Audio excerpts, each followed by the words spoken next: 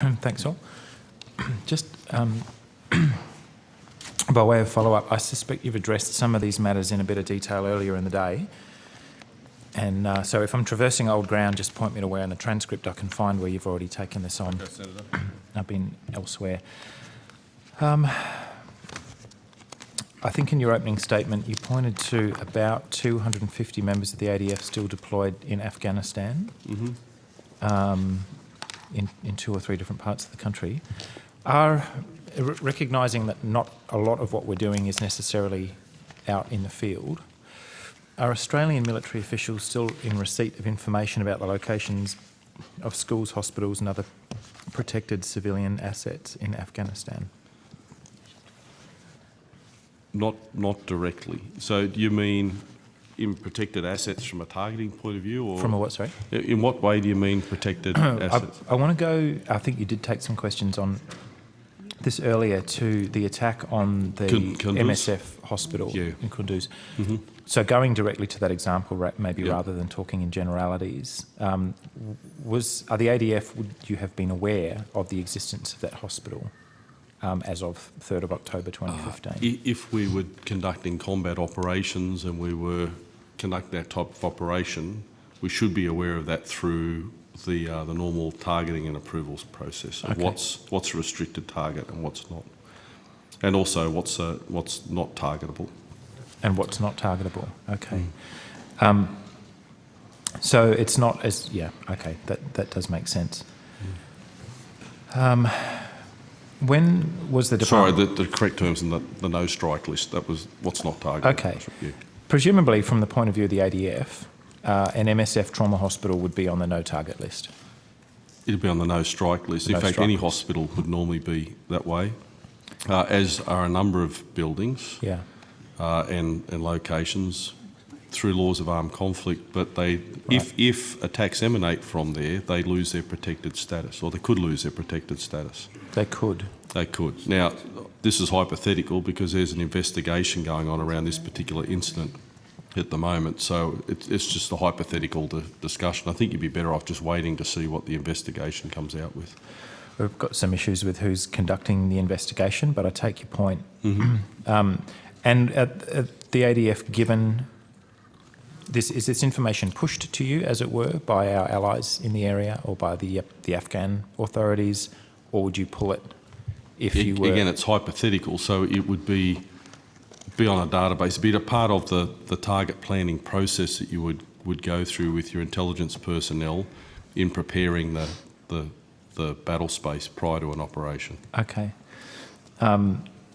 When were you first notified, or when was the department first notified that the hospital in Kunduz was being attacked? Was being attacked or had been attacked? Either. Were you aware at the time? I would have to. I wasn't personally aware at the time. Right.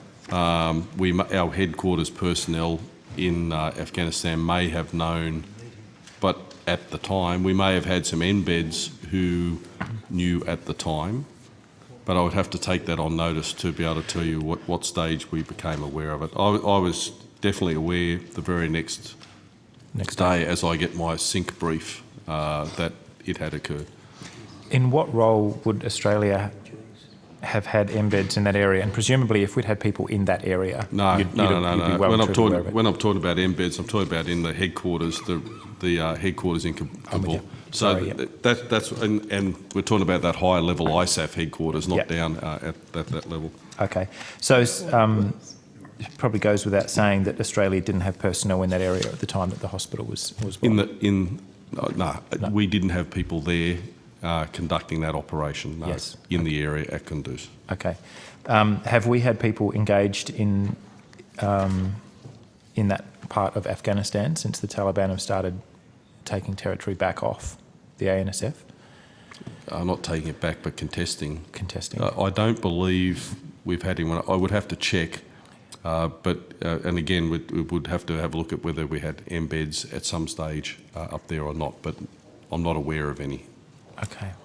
I might come back to this later. You've offered to take some of that material on notice for it, so I'll leave that there for the moment. Just turning to Syria, because I understand you addressed this in your opening statement, and I think maybe in response to some questions from Senator Conroy earlier in the day, that as a result of an agreement between the United States and the Russian authorities, the RAF will be able to target areas inside Syria again. Is that a fair summary?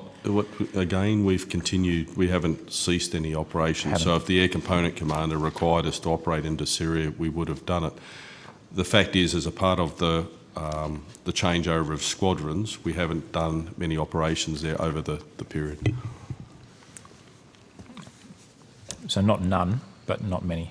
Not many, but we didn't cease operations. There was no formal ceasing of our operations. Okay. It was just a part of the tasking cycle about whether they would have been over in the Syrian side or not. Okay. Recognising that the situation in Syria is somewhat different, as much as it could be argued that the border between Syria and Iraq has been erased for practical purposes, there's still quite different conflicts, and the contexts are quite different. On the Syrian... It depends where in Syria. Okay. And so, again, and we discussed this a little bit this morning, that if you get right over that western side of Syria, it is quite complex. There's a large number of disparate anti-Assad groups over there. You have al-Nusra working, you have in pockets ISIL, but as you move further east towards Raqqa and sort of across, it's predominantly ISIL in that area. So what measures are we using, speaking just for the Australians, to monitor potential or actual civilian casualties as a result of Australian airstrikes? So we operate as a part of the coalition to monitor if there's civilian casualties or not. If they're reported, and again hypothetical, but if they are reported through various means, we investigate.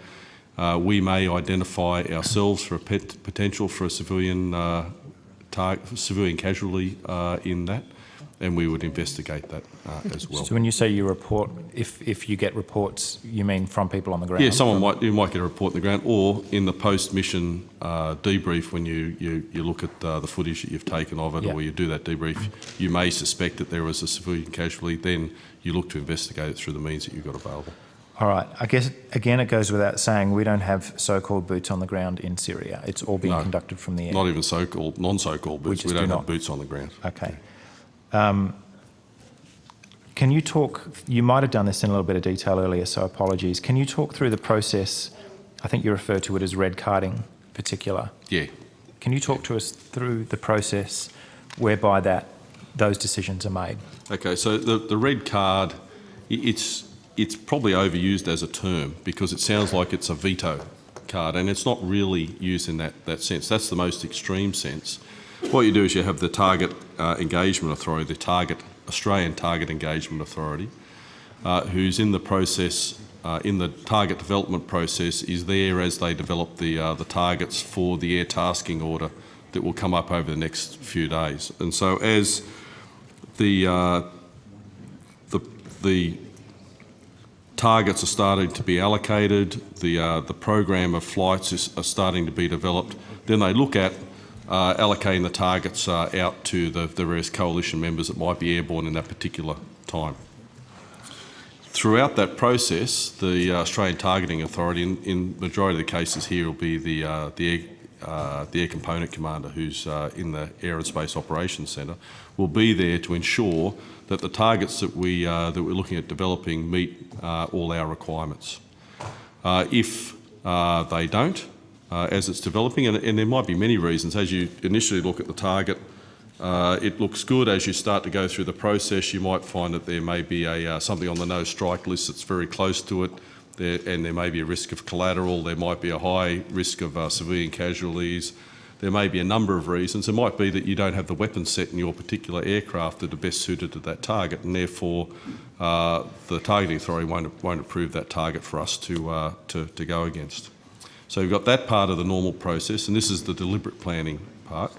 It might get out into the aircraft. The pilots and the weapon system operators are airborne as they fly out over the target, even to the point where they're rolling in on the target, starting to designate, look to release a weapon. They look down and they see that there might be something that wasn't there in the planning, and again, civilian casualties is the easiest one to give as a definition, but there might be other reasons. Then they may elect not to drop. So in that case, they've played a red card. In a dynamic targeting, where you get a call from troops in contact on the ground to strike, that process happens, but it happens very quickly through the authority, and it may well just go to the aircrew airborne to make that assessment of whether it fits within our targeting requirements or not. I recognise that I put the question in the hypothetical, so thanks for indulging me at least that far. When you say troops in contact on the ground, whose troops are you referring to? We don't have anybody there. The troops that we're supporting, ISF. So it might be Iraqi security forces on the ground that are in contact because we're supporting them. Okay. Yeah. Same process is live on the Iraqi or on the Syrian side of the border? Is it? Yeah. Okay. I'm puzzled as to whether you meant that troops on the Syrian side of the border could call in that Australian We haven't had that yet, but there are some trusted forces on the ground there, mainly around the Kurdish area, Peshmerga area. Right. As you go across the top.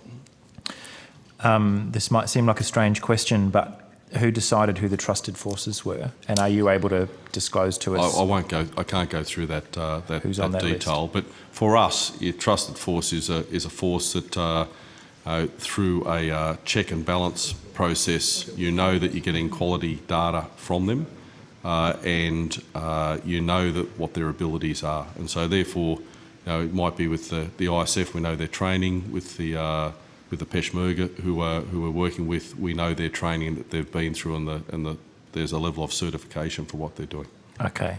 We're not necessarily talking about groups or entities loyal to President Assad necessarily. No, we're not. No, we are not. It's always worth asking. It's a very complicated part of the world. And again, we're only targeting ISIL, and again, the legal context for that is self-defence, collective self-defence of Iraq. Yeah, we've had those briefings. These guys don't always drive in convoys with black flags streaming out of the back of the ute, In fact, less now because they get targeted when they do it. Okay. So how, without people on the ground, without spotters on the ground, which is how I understand this would sometimes occur, how do you find people to bomb? Through different means, which I won't go into in this environment here, but there are a number of means by which you can detect and classify what is a legal target and what is not. You don't have to have boots on the ground to be able to do that. Have you done any assessments, or actually you might have just told me that you have, but tell me what your assessments have shown of how Australian airstrikes, whether or not any civilians in Syria have been killed as a result? Any civilians in Syria? No, there's been no reports of that. Okay. What about in Iraq, where There's no reports of that either.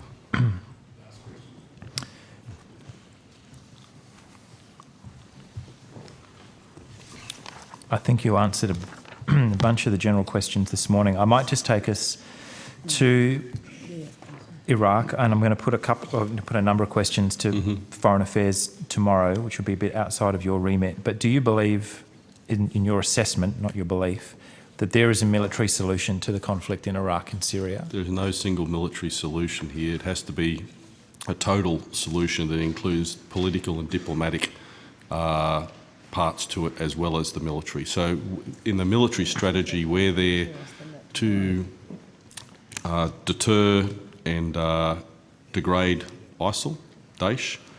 Ultimately, you'd like to destroy, but there's more to it than that. That's the part of the Air Task Group.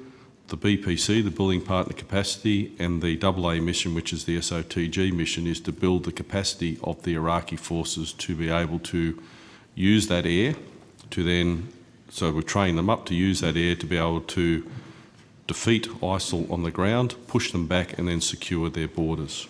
And are the SOTG outside the wire, so to speak, or are they entirely on base capacity? So we do have approval to operate to battalion level at a headquarters level, which could take them outside the wire. That's never been exercised. Predominantly, they're operating behind the wire and not in any independent combat operations. They are there supporting, mentoring, advising and assisting the Iraqi forces. All right.